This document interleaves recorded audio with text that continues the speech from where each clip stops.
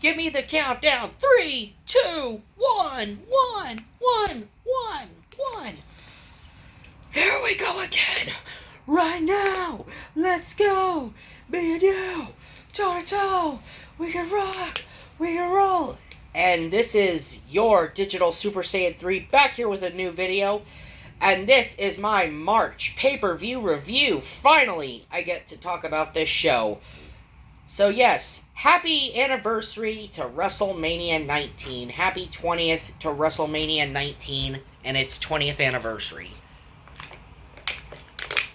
This is actually a show I've actually been thinking about wanting to review for some time. Along with a lot of other WrestleManias. The theme song for this show was Crack Addict by Limp Bizkit. Yes, the song for this show was called Crack Addict by Limp Bizkit. And Limp Bizkit is on this show. Oh yeah, and they were also responsible for the theme song of WrestleMania 17 with their song My Way. So yeah, they did theme songs for 2 different WrestleManias, as well as the fact that Limp Bizkit composed entrance music for The Undertaker. More on that later. So, you got 2 commentary teams. For SmackDown, you got Michael Cole and Taz. For Monday Night Raw, or just Raw, you have Jim Ross, Jerry the King. You have Jim Ross, aka good old JR, and Jerry the King Lawler. So that's right, you got JR and the King for Raw. This took place at Safeco Field in Seattle, Washington. And little known fact, I actually know somebody who was at this event. I actually know a guy who was at this event many years ago.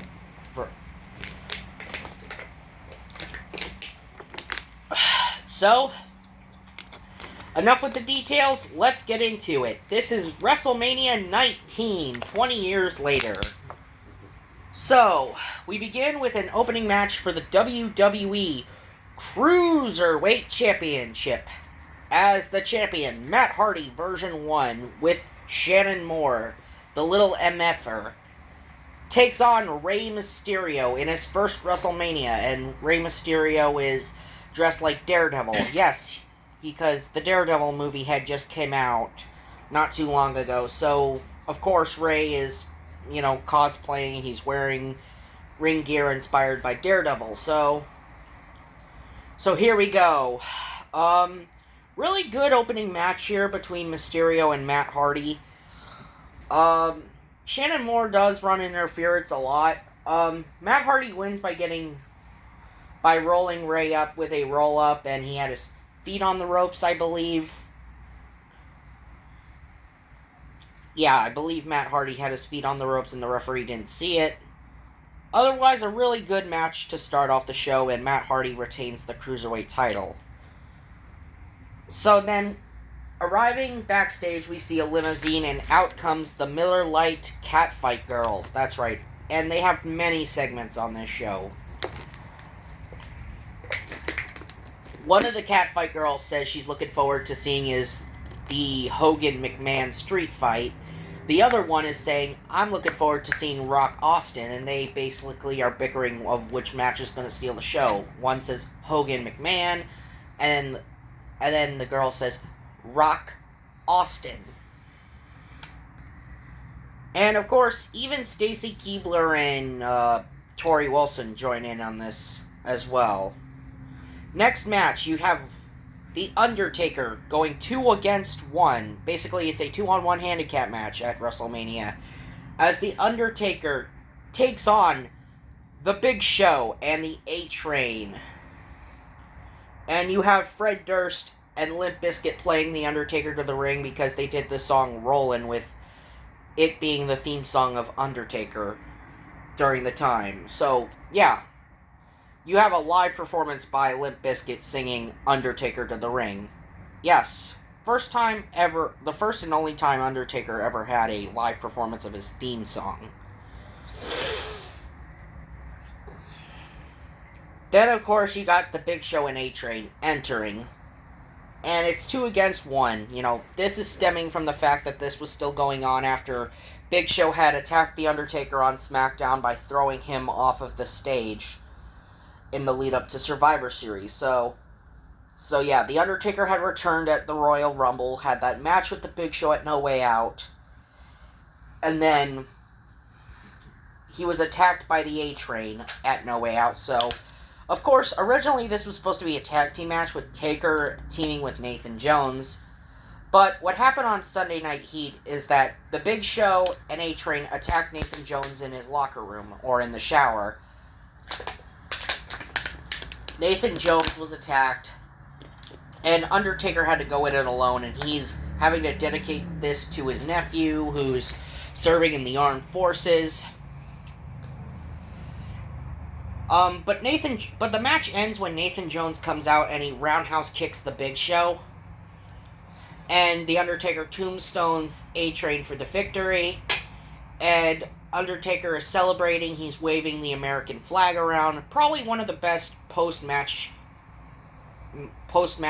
victory celebrations I've seen from Undertaker. Actually, just watching him hold the American flag around. That was actually really cool with Undertaker, just hoisting Old Glory around.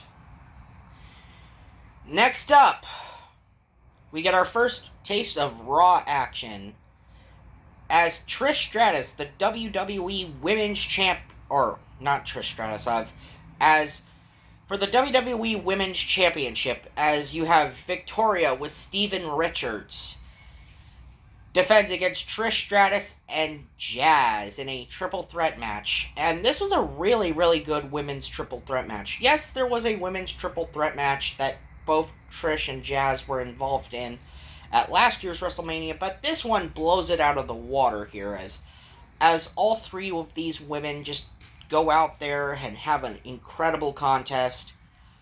The match ends after Trish Stratus gives the Total Stratisfaction Bulldog to Stevie Richards, and then nails Victoria with that chick kick. And Trish Stratus then becomes the women's champion. So yes, Trish Stratus had just won the women's title. And we're not even halfway done with this show. So next up, we get a triple threat tag team match for the WWE Tag Team Championships. As you have Team Angle, Charlie Haas and Sheldon Benjamin defending their tag team titles against Los Guerreros, Eddie Guerrero and his nephew Chavo, and the unusual team of Chris Benoit and Rhino. This was a really good, fast-paced matchup. Really solid work by all 6 of these guys, just going out there, having one hell of a match. And you have Team Angle retain the titles, being the team that scores the winning pinfall for the team. And yes, Benoit and Rhino, they teamed up because the fact that they both had to miss WrestleMania that year because they were both out with neck injuries.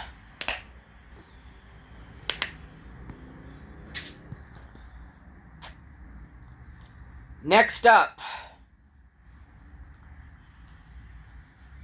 we get an interview backstage with Jonathan Coachman and The Rock. Jonathan Coachman interviews The Rock about WrestleMania, it being WrestleMania, and the people, and then Rock cuts him off saying, the same people that turned their backs on The Rock, the same people that booed The Rock at last year's WrestleMania. The Rock says, I'm not focused on them tonight. No, what I'm focused on, once and for all, is beating that bald son of a bitch, Stone Cold Steve Austin, 1, 2, 3. Sure, he may have beaten us. He may have beaten me in our first 2 encounters, but it's part 3 that's always the part you always have to look forward to. As Rock is foreshadowing that he is going to win later on tonight.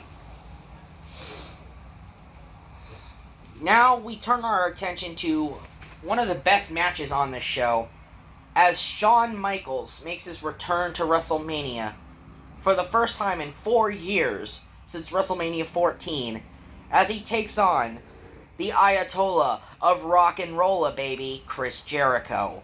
Michaels and Jericho just put on one heck of a wrestling match here.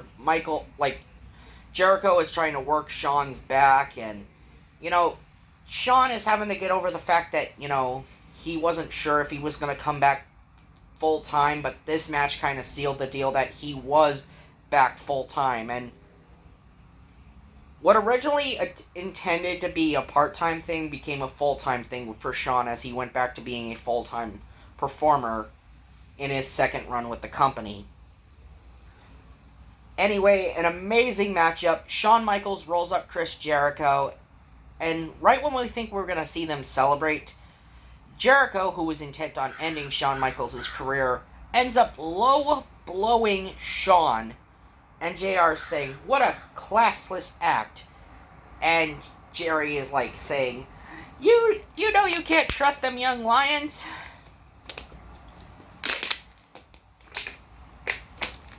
So after an incredible wrestling match between Chris Jericho and Shawn Michaels, I guess to wake the crowd back up, well, because we still got a whole other half of WrestleMania to go through, well, Limp Bizkit comes out to perform their song Crack Addict, and what a wake-up call it was, because, of course, just when you think this WrestleMania had peaked so early, out comes Limp Bizkit performing their hit song Crack Addict, which was the theme song for this show. And so now the crowd is re-energized thanks to in part by the WWE's favorite band, Fred Durst and Limp Bizkit, just come out and kick ass and take name. Yeah. To be honest, I actually still prefer Limp Bizkit to any of this crap that I'm hearing in the 21st century. Or in this decade. I don't know. This decade's been weird. Next up,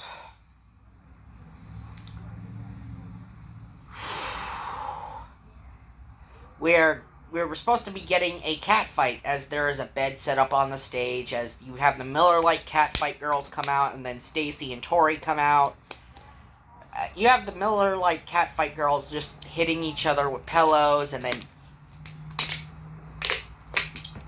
Stacy rolling Jonathan Coachman over after pantsing him, and Tori counts the 3 count, and then all 4 women are celebrating after just humiliating Jonathan Coachman, because Jonathan Coachman is just a easy target for these people, because Jonathan Coachman's a punching bag. So now, we get into our next match for the World Heavyweight Championship, as this is the first time the World Heavyweight Championship has been decided at a WrestleMania. As the champion, Triple H takes on Booker T. Now, Booker had won a Battle Royal on Raw to earn this opportunity, and he had beaten Triple H on Raw in a non-title match. Triple H got busted open by Booker T, and yes, I'm not going to go into the details of the story of how people describe this story as pretty freaking racist, and yes, I know this was mostly done in part by Bruce Pritchard, especially to take a jab at WCW. Yes, and the fact that, yes, Booker was champion of WCW, a 5-time WCW champion, and yes, having to talk about how that place was a joke. And also, this also brings up Booker's criminal past. Yes, Booker made some bad decisions, but he still managed to etch out a nice little career for himself, at least. So, we come out to WrestleMania, Triple H and Ric Flair. Triple H wearing purple trunks. Yes, that's right. Triple H is wearing purple trunks. And he's being flagged by Ric Flair. Ric Flair is with Triple H. Yeah, there's no Orton, there's no Batista. It's still just Triple H and Ric Flair.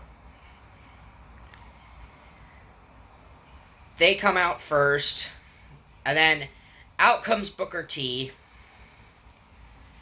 And okay, now how was this match? Well, it wasn't terrible, to be honest.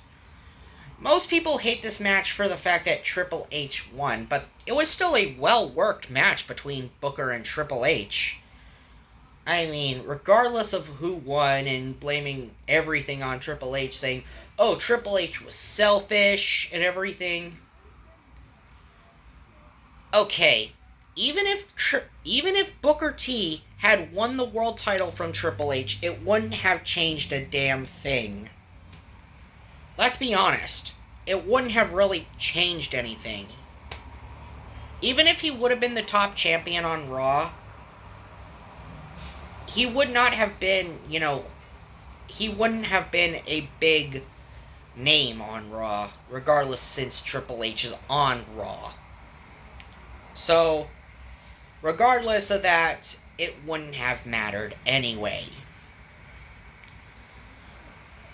Oh, and yes, Booker had his knee worked over by Ric Flair, who slammed Booker's knee on the steel steps, and Triple H performed like an Indian deathlock on the knee.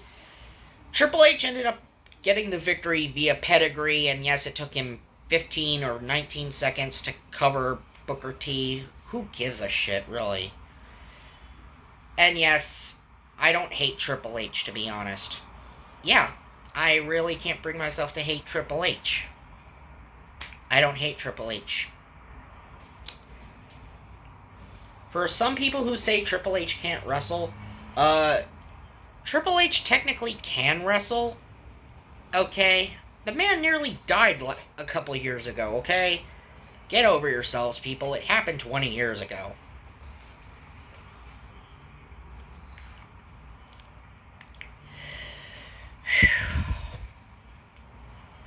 Now, we are at the point of no return.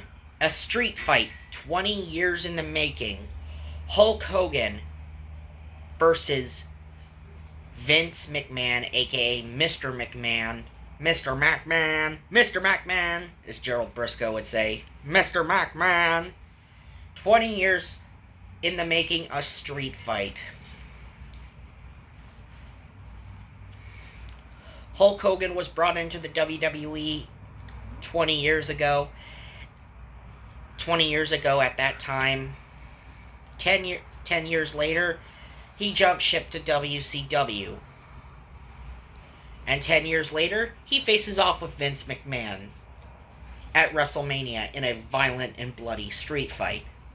This was an incredibly brutal street fight. Oh, Lord, how this street fight was so brutal.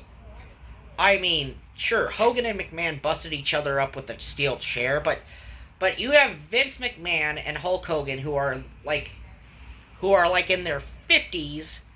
Like, you have Vince McMahon doing a freaking leg drop from the top of a ladder onto a prone Hogan through the Spanish announce table. Oh, and Spanish announcer Hugo Savinovich, he got blasted by a steel chair. He got taken out, and the EMTs had to carry Hugo Savinovich out.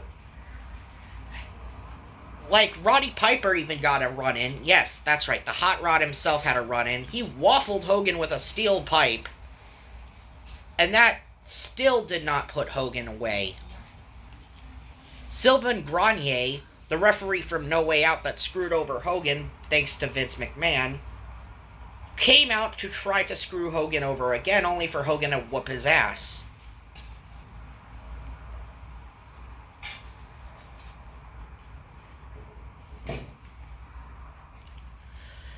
And then Hogan hits 3 leg drops on McMahon and puts him away 1, 2, 3.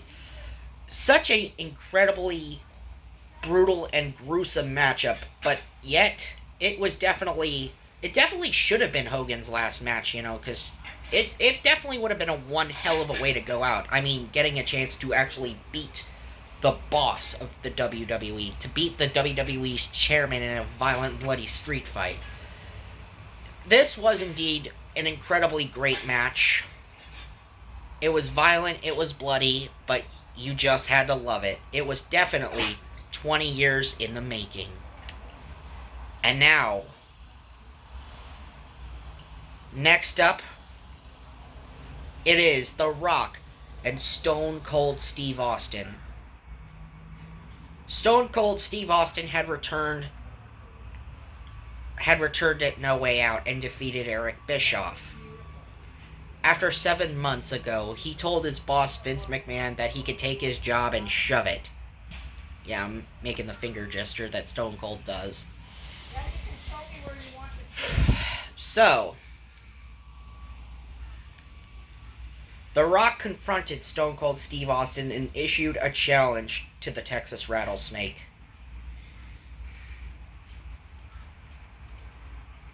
He has talked about how he has done it all in this business. A 7-time WWE champion, now a leading man in Hollywood. But the one thing The Rock has never been able to do is whoop that bald candy ass at WrestleMania. And so, the challenge was on for WrestleMania 19. And from there, as Austin and Rock had been going back and forth playing mind games with each other, now it's come to this. Now it is on. WrestleMania 19. Out comes The Rock. He comes out first. The Hollywood Rock comes out. There are some signs that are anti-Rock fans, as the anti-Rock fans are in attendance. As there were more Austin fans than there were Rock fans, there were some Rock fans, and yes, even The Rock's family was at ringside for this match with Steve Austin. Then out comes Stone Cold Steve Austin, and here we go. It is just a straight up, it is a brawl/wrestling match, and you just had to love it. A lot of Austin and Rock matches are mostly brawls, but to their credit, The Rock you definitely can't spell The Rock without mentioning Stone Cold Steve Austin. You can't really think of The Rock without thinking of Stone Cold Steve Austin. I mean, I would think Rock would say Austin was his best opponent. And some people might disagree and say maybe Triple H was Rock's best opponent, or Mick Foley. But the bottom line is this. This match was also the last match of Stone Cold Steve Austin for 19 years until he returned in 2022 and had one final match with Kevin Owens at WrestleMania 38 Night 1. Yeah, at WrestleMania 38 Night 1, he had a match with Kevin Owens, which started from a talk show appearance on the Kevin Owens show to a no-holds-barred match. Anyway, after 3 rock bottoms and a people's elbow, The Rock had finally done it. He had finally beaten that bald candy ass at WrestleMania. He had finally beaten Stone Cold Steve Austin once and for all. Finally, The Rock had actually had one victory one-on-one against Austin. This was The Rock's only victory, the only time he's ever beaten Steve Austin.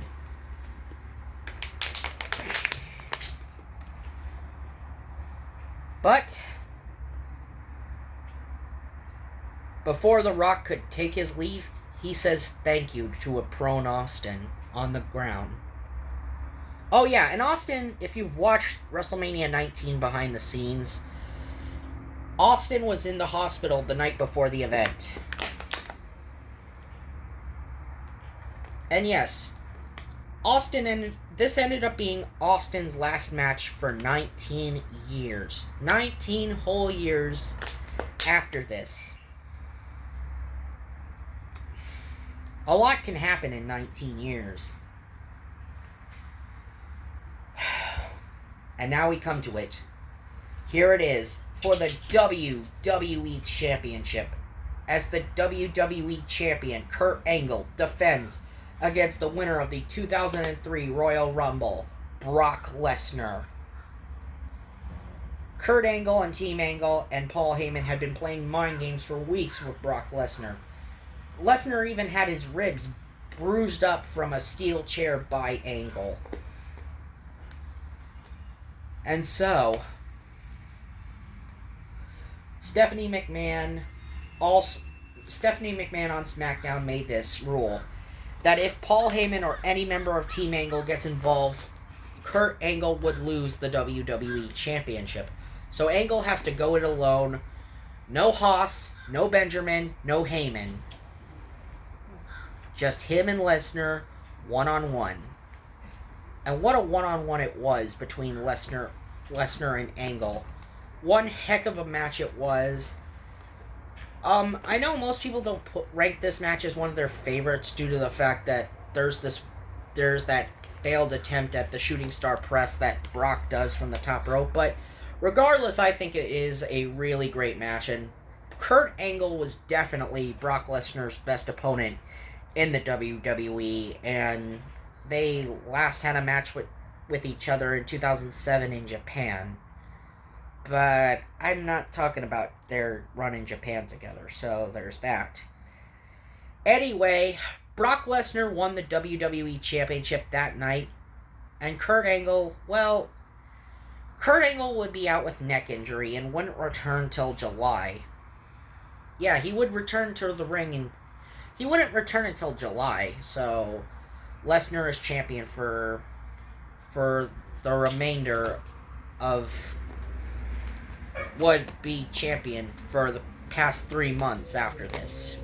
Anyway, this has been your Digital Super Saiyan 3, and, well, next time, we're going back to 1998 with Unforgiven 1998 in your house. See ya!